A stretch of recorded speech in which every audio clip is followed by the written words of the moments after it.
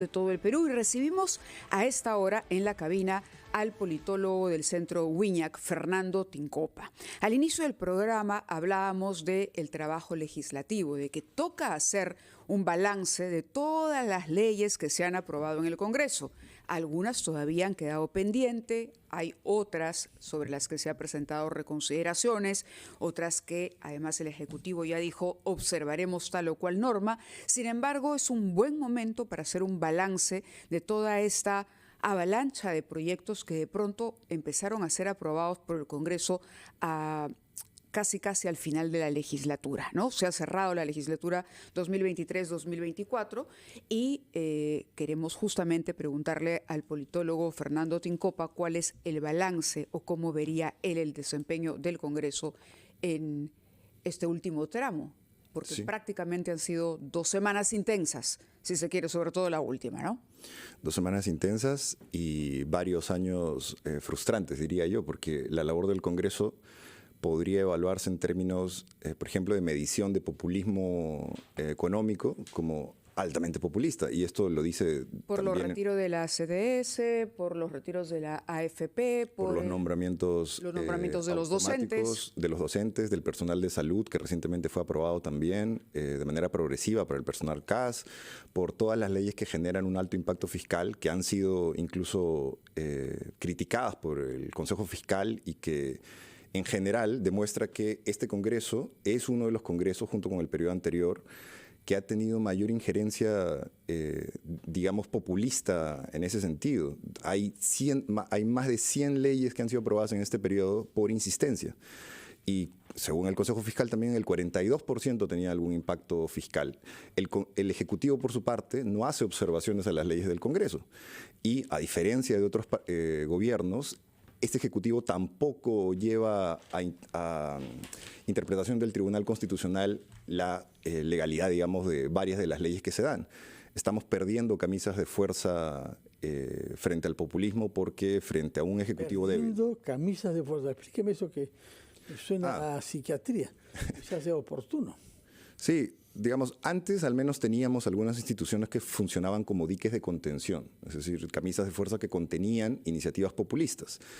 Esto se ha venido, digamos, degradando a partir claramente desde el 2022 con una sentencia del Tribunal Constitucional que permitía al Congreso tener iniciativa de gasto, o que en otras palabras le facilitaba la iniciativa de gasto. Y eso ha permitido que muchas leyes actuales tengan un componente, digamos, de daño fiscal importante. Adicionalmente, el Ejecutivo era un dique de contención porque al menos, digamos, las observaciones y la palabra del MEF valía bastante como para regular la actitud del Congreso. Ahora estamos viendo que el Congreso prácticamente hace leyes que promulga por insistencia y que no tienen ninguna necesidad de ser consultadas con las instituciones, digamos, con mayor legitimidad al respecto. Y bueno, eso es... Ni siquiera en algunos casos con las instituciones afectadas directamente o que tienen que ver directamente con la materia de esa ley. Y lo peligroso aquí es que algunas incluso han sido consideradas antitécnicas, no solamente populistas, sino con observaciones de que no va a funcionar así, no se puede, es lo que dicen los especialistas, pero el Congreso aprueba la norma contra todo pronóstico. En algunos casos, como dice, con una repercusión importante en la caja fiscal del país, ¿no? Sí, y me parece que, al igual que lo que señalas, ese tipo de efectos no lo vamos a ver solamente en el corto plazo. No estamos aprobando solamente leyes que beneficien políticamente a algunos, que generen gastos económicos para el país importantes, sino que están debilitando las bases institucionales del país. Poco de lo que teníamos avanzado y garantizado en algunas instituciones en materia de eficiencia. ¿Podemos mencionar ejemplos concretos? Sí, por ejemplo... ¿Cuáles destacaría, si hubiera que destacar 2 o 3? Nosotros habíamos visto, por ejemplo, que este Parlamento tiene algunas leyes que han sido abiertamente populistas. El retiro de las CTS, las leyes que están en proceso que tienen que ver con que reconocen el derecho al pago de la bonificación a los maestros, al pago de la deuda magisterial, el nombramiento automático de los trabajadores CAS. Hay leyes en proyecto que tienen que ver con por ejemplo, leyes excesivamente... que son leyes a las que se le llama leyes de tipo deliberativo porque no tienen ninguna función de aplicación práctica en la realidad, porque un Congreso no puede crear una universidad, pero puede, por ejemplo, pedir que se vuelva como prioridad del Estado tener tal universidad en tal región, para que luego eso sea la justificación de que están haciendo algún tipo de trabajo. Bueno, ¿no? Entre marzo y mayo de este año, el Pleno aprobó 13 normas que buscan la creación del mismo número de universidades públicas. 13 universidades entre marzo y mayo. Sí. Adicionalmente hay, ese proyecto me parece que es el general, el que aprueba una serie de listas de universidades, pero hay otros proyectos, como el de la Universidad de Jaén, si no me equivoco, de Jauja, que son proyectos individuales y que son parte de las negociaciones de los congresistas. Valdemar Cerrón, me parece que es el proyecto, el de la Universidad de Jauja, sí.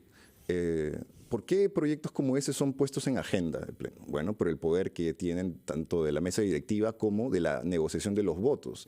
Lo que estamos viendo es que se aprueban proyectos muy específicos y, digamos, hasta personalistas como ese, a cambio de la contraprestación que podrían tener otros proyectos de ley. Tener el apoyo de la bancada de Perú Libre para la lista que se quiere llevar a la mesa directiva. Por ejemplo. Que ahora discutiría si es que va a ser Perú Libre o va a ser el bloque magisterial quien tenga mayor incidencia sobre esas negociaciones, ¿no? En todo caso, un tema que ha quedado pendiente, que no se ha podido aprobar, es el de las facultades delegadas. El Ejecutivo había solicitado ya hace varias semanas poder legislar a título excepcional, vía decretos legislativos, sobre 10 grandes materias, entre las cuales destacan reactivación económica, seguridad ciudadana y defensa nacional. No se ha aprobado eso, no está definitivamente aprobado, ha quedado en manos de la Comisión Permanente, que va a sesionar hasta la segunda quincena de julio. ¿Qué perspectivas ve usted a los 10 grandes capítulos de las facultades delegadas solicitadas, entre los cuales se incluye también, naturalmente, el de los reguladores, porque se propone fusionar a los 4 en una entidad bajo tutela de la PCM? Sí. Creo que fueron 63 los votos que alcanzaron, muchísimo menor a la cantidad de votos que alcanzan, por ejemplo, la aprobación de las leyes electorales que han sido recientemente modificadas. Lo que me preocupa es que hay algunas iniciativas dentro del paquete de delegación de facultades que son, digamos, medianamente urgentes porque tienen que ver con el funcionamiento del Ejecutivo, como por ejemplo la que usted señala. El debate sobre la, digamos, concentración y unificación de los organismos reguladores es un debate transversal a varios sectores, tanto minería, ambiente y todos los 5 organismos que conforman, digamos, los organismos de fiscalización y regulación del país. Lo que me parece es que el Ejecutivo no ha tenido la capacidad de articular con las bancadas del Congreso un punto intermedio que permita absolver las dudas de un sector que estaba criticando la iniciativa porque la consideraban que iba en contra del espíritu que señalaba la OCDE o que señalaban otras instituciones que exigían independencia de cada una de esas instituciones. Yo creo que el ministro Pérez Reyes ha señalado que iban a replantear la propuesta. Si ese es el espíritu, preocupa por qué no ha sido aprobada, ¿no? Señor Tincopa, permítanos ir a una pausa, por favor, después de la cual retomamos nuestra conversación con usted respecto de lo que ha significado los últimos 12 meses de vida parlamentaria, lo que va a tener lugar durante la época de receso, en donde funcionará la Comisión Permanente y se restablecerán las sesiones de comisiones de pleno a fin de mes de julio, entre otras cosas, para elegir una nueva mesa directiva. Vamos a retomar nuestra conversación con usted, Fernando Tincopa, del Centro Wiñac, después de una breve pausa. A las 8:50 estamos conversando con el politólogo Fernando Tincopa, del Centro Wiñac, al quien habíamos dejado planteada la pregunta relativa a las facultades delegadas que había solicitado el Ejecutivo. Esto es tanto más importante cuando se solicita facultades delegadas, es decir, legislar el Ejecutivo en vez del Parlamento, es que hay apuro, es que hay urgencia. Es cierto que se presentaron una cantidad enorme de proyectos de ley agrupados en 10 capítulos diferentes, unos sobre temas de seguridad ciudadana que son graves, otros y sobre defensa nacional, que son igualmente graves, y otros sobre reactivación económica. Cuando se presentan tantos, no se ve cuál es la prioridad y en consecuencia no se han podido sacar adelante hasta ahora porque la votación no alcanzó para presidir de una segunda votación. Está esto en manos de la Comisión Permanente. ¿Cuál es su opinión sobre esas facultades delegadas solicitadas? ¿Cuáles son las más importantes? Y yo había mencionado específicamente una que dio lugar a mucho debate que tiene que ver con los reguladores. Sí, yo creo que la Comisión Permanente va a tener, digamos, mucho trabajo en las sucesivas semanas porque se le están encargando varias decisiones importantes.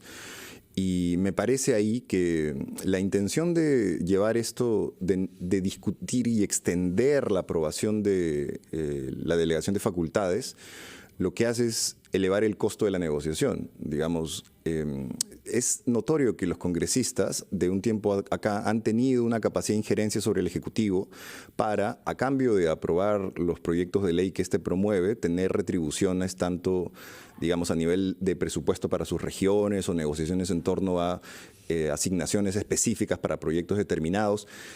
Y ese tipo de negociación es probable que sea parte de lo que esté sobre la mesa cuando se negocia o se extiende mucho la negociación para aprobar las delegaciones del Ejecutivo. Frente a ejecutivos tan débiles, el poder del Congreso se expresa justamente en eso.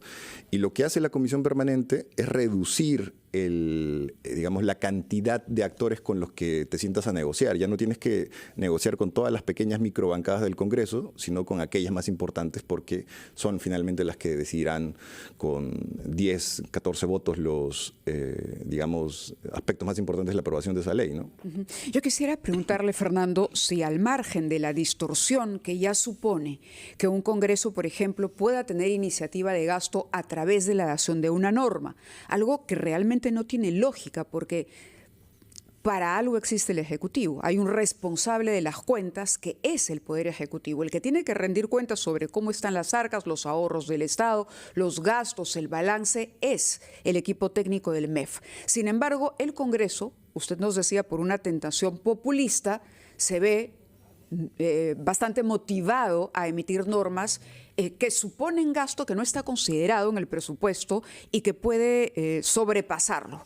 ¿Cuál es el riesgo a la larga de que el comportamiento del legislativo se mantenga en el tiempo y de pronto se vaya a hacer mucho más frecuente este tipo de actitudes a la larga? Sí, lo que veíamos es que según el Consejo Fiscal, sí, si de todas las leyes aprobadas por insistencia del Parlamento, aquellas que tienen, digamos, perjuicios a la caja fiscal del Estado o que tienen algún impacto fiscal importante, son cerca del 42%, o sea, casi la mitad. Estamos hablando de que las pequeñas sumas de montos económicos que se generan para el presupuesto público van a terminar generando un hoyo enorme, difícil de cubrir con el pasar de los años. Claro, pero la figura es entonces un Congreso que impone gastos que luego va a tener que ver cómo resuelve el Ejecutivo, exacto, el gobierno. Y eso ha sido permitido porque este TC ha avalado la figura de avalar leyes, propuestas de ley con iniciativa de gasto, cosa que antes no era posible y que teníamos, digamos, muchísimas leyes que podían tener una connotación abiertamente populista en lo económico, pero que el TC rebotaba porque decía que eran leyes que iban en contra de la Constitución y que se atribuían funciones del Ejecutivo. Eso ahora está desapareciendo, porque como tú señalas, este parece más un Congreso cercano a pretender tomar las acciones del Ejecutivo cuando decide cosas como esa. De acuerdo, muchas gracias, Fernando Tincopa, politólogo de Huilla. Quedan temas pendientes como el tema de los transgénicos que se introdujo poco antes del fin de la legislatura, de la misma manera con todo, sobre todo la legislación penal que se ha propuesto y veremos cómo reacciona ante la Comisión Permanente. En todo caso, muchas gracias por su presencia y muy buenos días, señor Tincopa.